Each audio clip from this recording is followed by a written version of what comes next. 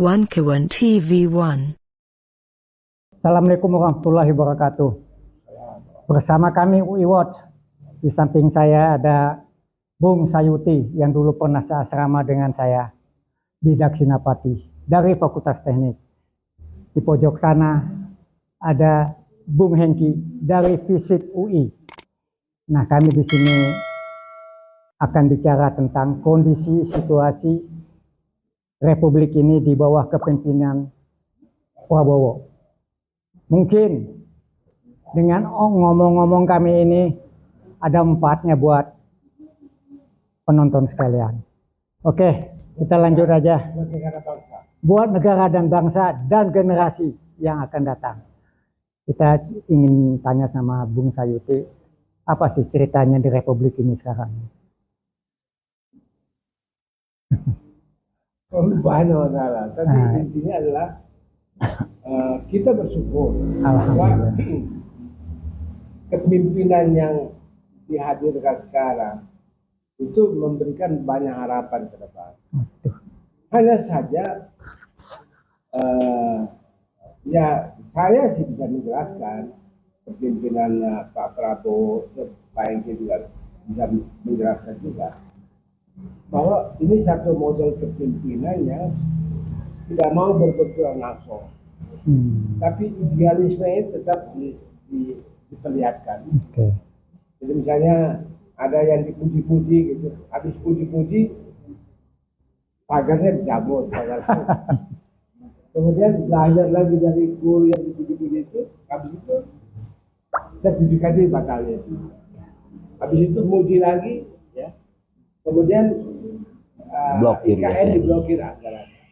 Jadi ini satu model TikTok dalam bahasa kepemimpinan kuantum.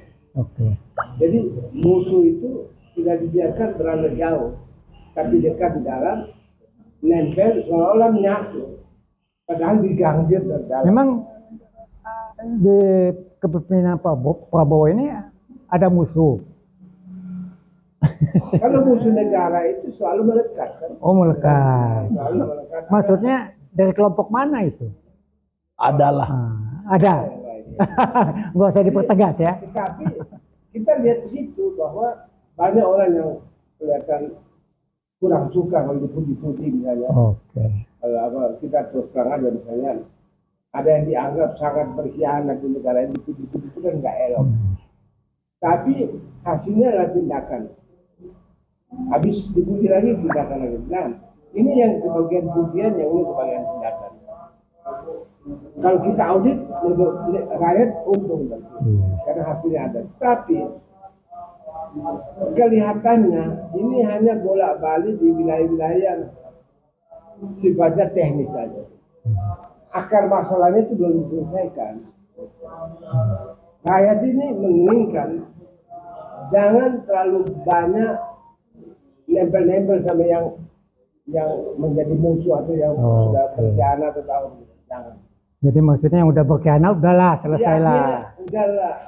Toh tidak ada masalah kalau misalnya ada tindakan-tindakan langsung yang langsung dirasakan. Itulah kenapa kita usulkan supaya langsung dibentuk satu bukan lembaga ya, satu otoritas kedaulatan.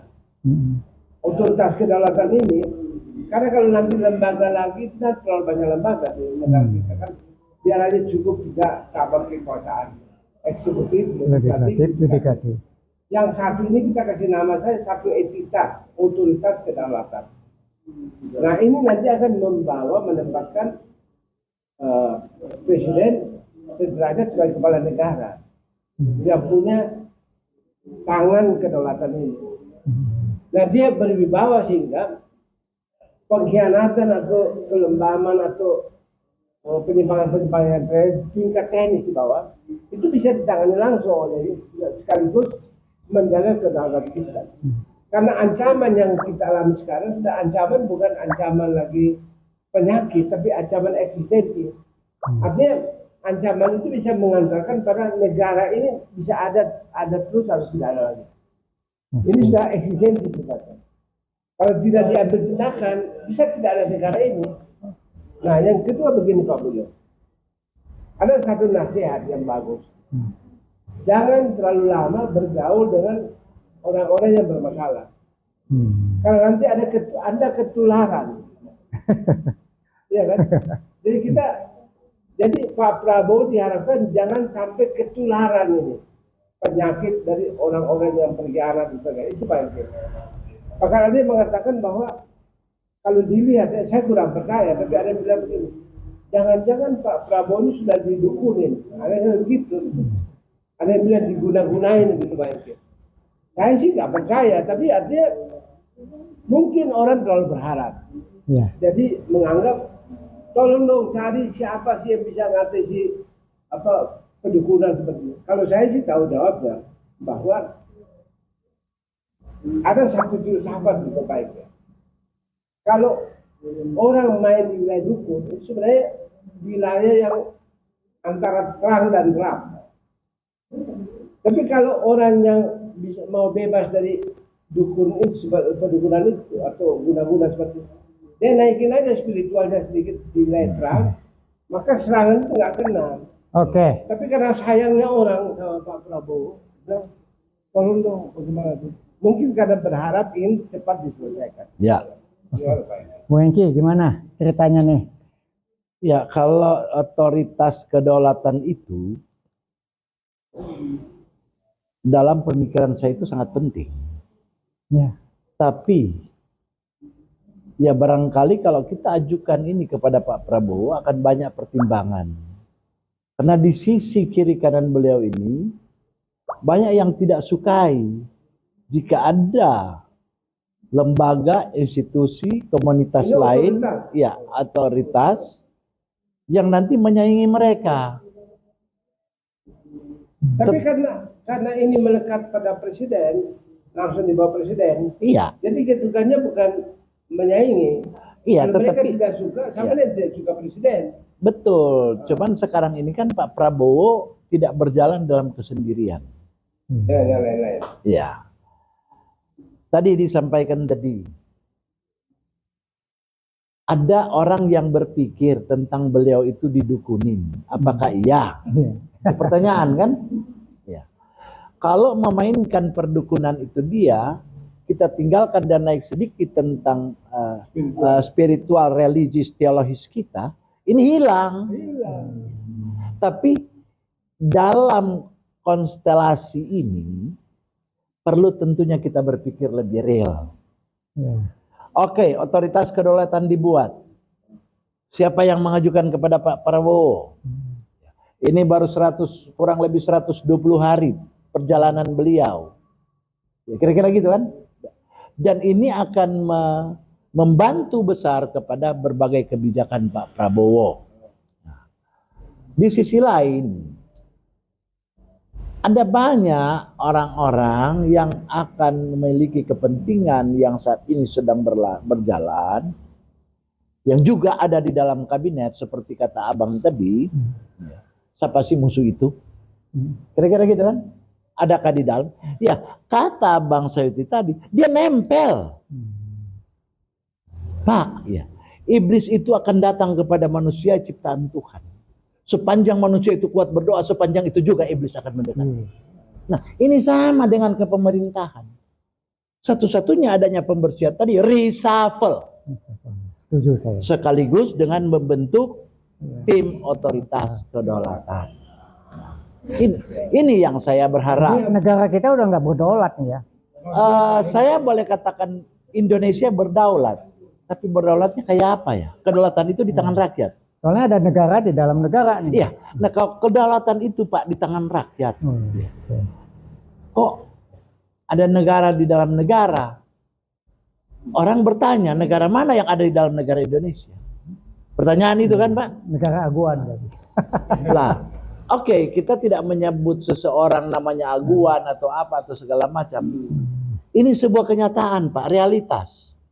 Kenapa terjadi pemberontakan di PIK 2? Ya udah kita nggak usah bicara aguan kek TW kek setan moyang siapa itu pokoknya ya. Tapi yang kita bicara tadi bagaimana pembentukan otoritas kedaulatan untuk menghandle persoalan ini salah satunya. Dan persoalan ini hanya pintu masuk Pak. bahwa 90-80% laut yang ada di Republik Indonesia sudah dikapling. Dan Pak, tidak bisa kalau presiden bertindak sebagai kepala pemerintahan, nggak bisa. Iya. Harus bersaing sama yang lain. Itu yang saya bilang tadi. Karena sebagai pemerintahan dia memiliki sistem. Terbatas. Iya. Keterbatasan itu adalah dia menunjuk pembantunya menteri. Sementara ada kurang lebih 100 di kabinet ini termasuk wakil-wakilnya. Barangkali ada 30% titipan. Yang tadi Bapak bilang, ya, ini kamu sudah dalam selimut. Ya, saya nggak tahu itu. Tapi kita melihat sebuah kenyataan. Oh ini. Ya. Contoh terjadi perbedaan pendapat. Yang melakukan adalah pembantu presiden yang namanya presiden Menteri Bahlil. Menteri apa? Salah bilang Bahlil. Ya. Terus Gerindra, Pak Prabowo menyampaikan itu lewat Dasko. Itu bukan kebijakan saya, Dasko menyampaikan itu bukan kebijakan presiden. 2 hari kemudian muncul Marham Idrus Marham, Sekjen Golkar. Tidak mungkin Bahlil ini bikin kebijakan tanpa sepengetahuan presiden. Nah, ini ada apa? Mana yang benar gitu? Ya. Nah, ini sudah membuktikan tadi bahwa tidak adanya sinkronisasi di dalam pada saat pemerintahan. terjadi saling menghabisi pada level yang sama. Iya. Pak Prabowo diminta naik ke atas. Iya. Sebagai kepala presiden, sebagai kepala negara, sebagai presiden. Tegas lah ya beliau. Yang otoritasnya itu adalah kedaulatan. Nah, otoritas kedaulatan itulah yang mau berfungsi untuk ini. Tapi karena sekarang kan belum ada otoritas kedaulatan. Nah, sehingga saya punya analisis politik. Silakan dicatat, silakan diviralkan.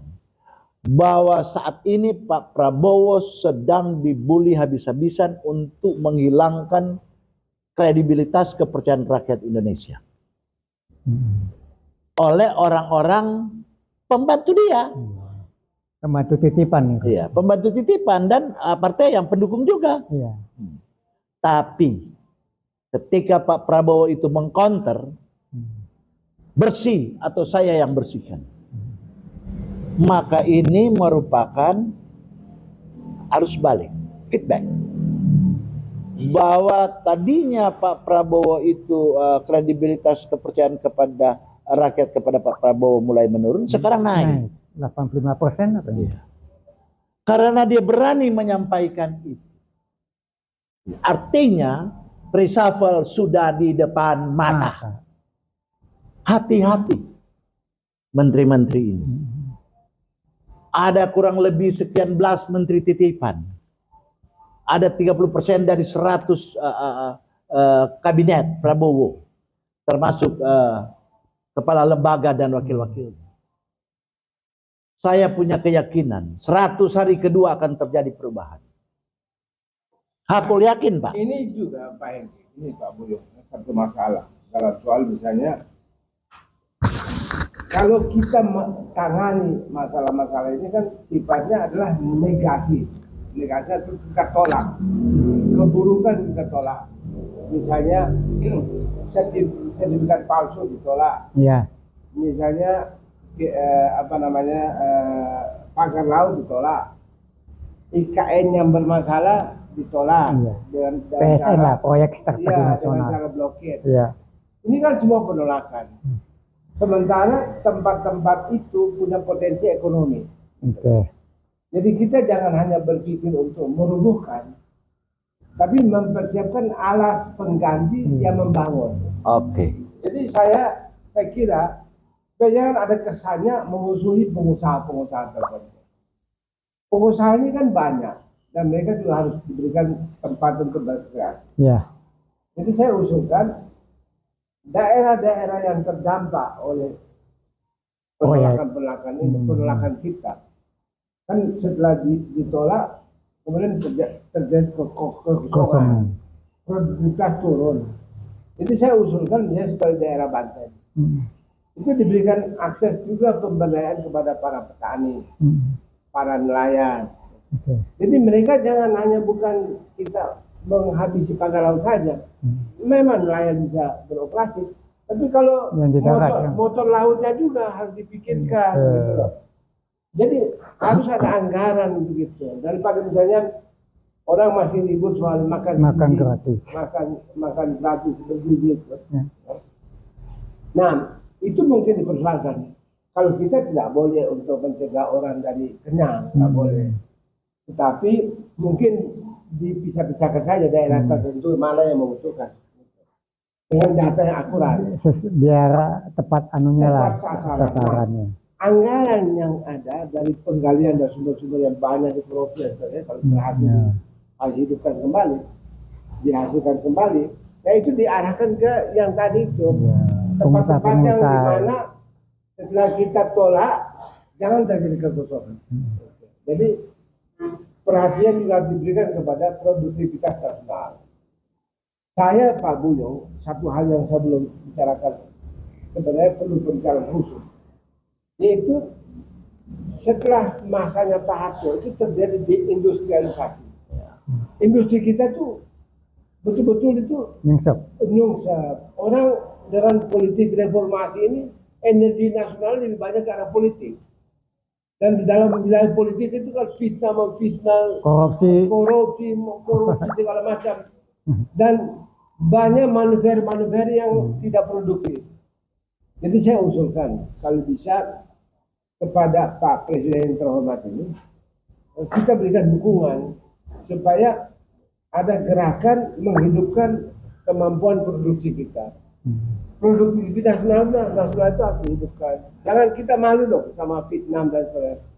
Kalau produksi nasional ini berkembang Pak Boyo, maka uang itu banyak di kalangan industriawan, kelas menengah kita itu banyak uang. Sekarang kan kelas menengah itu kolaps, nggak ada uang. Kita tiap hari bicara moral aja, ini pencuri, ini perampok, ini tapi sesudah itu akan. Dalam bahasa PBB itu ada dua pasangan selalu. Satu prevention, Anda cegah terjadi korupsi. Tapi yang kedua ada promotion, Anda harus dorong juga kehidupan berkembang. Jadi orang harus hidup, uang itu harus beredar lebih banyak. Tidak perlu banyak orang lah dalam dunia politik itu ngomong. Bayangkan kalau dari pagi hanya WA saya sampai malam nggak ada artinya. Jadi kita dorong seperti itu.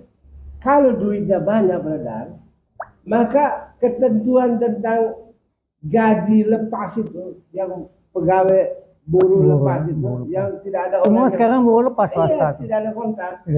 Hanya kontrak aja. Jadi orang semua punya ketidakpastian dalam pendapatan.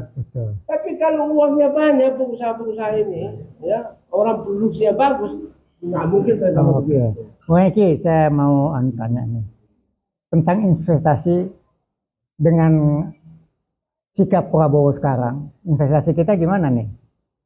Ya, kalau apakah ada, apakah tidak, apakah kabur? Kalau investasi sampai dengan saat ini belum ada. Belum ada. Ya. Jadi apa yang diperjanjikan dan yang diucapkan oleh Jokowi masa itu, yang sudah baris entry, ini kan bullshit semua. Katanya. Kalau katanya mau ngomong apa ya? Abang kan sebagai orang DPR RI yang mantan ketua komisi. Iya.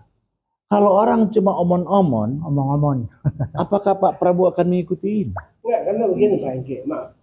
Ini Pak Boyo. Dalam soal investasi, ini ada satu hal yang dilupakan orang, yaitu bangunan hukum satu negara. Ya. Jadi penegakan hukum ya. Kalau kepala negara itu kerjanya melawan hukum, tidak masa bodoh terhadap semua etika, itu para investor juga takut, gitu loh. Nanti uangnya masuk di sini, nasibnya seperti apa? Ini hukum bisa dibeli semua.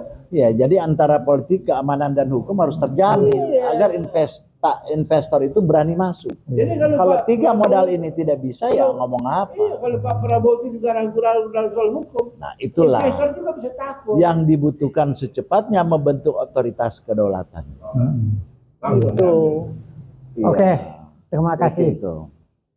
Demikian tadi bincang-bincang saya dengan Bung Sayuti, Bung Hengki dari UI Watch.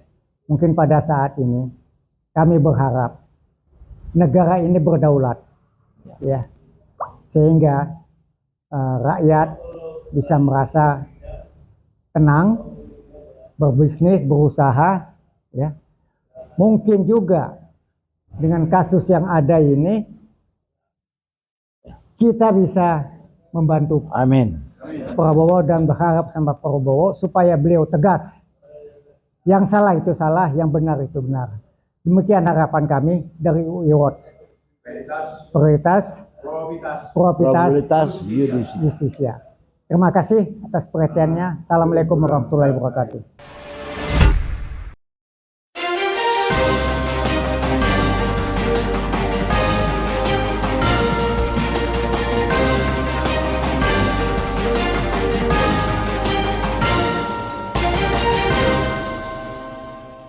One Kawan TV 1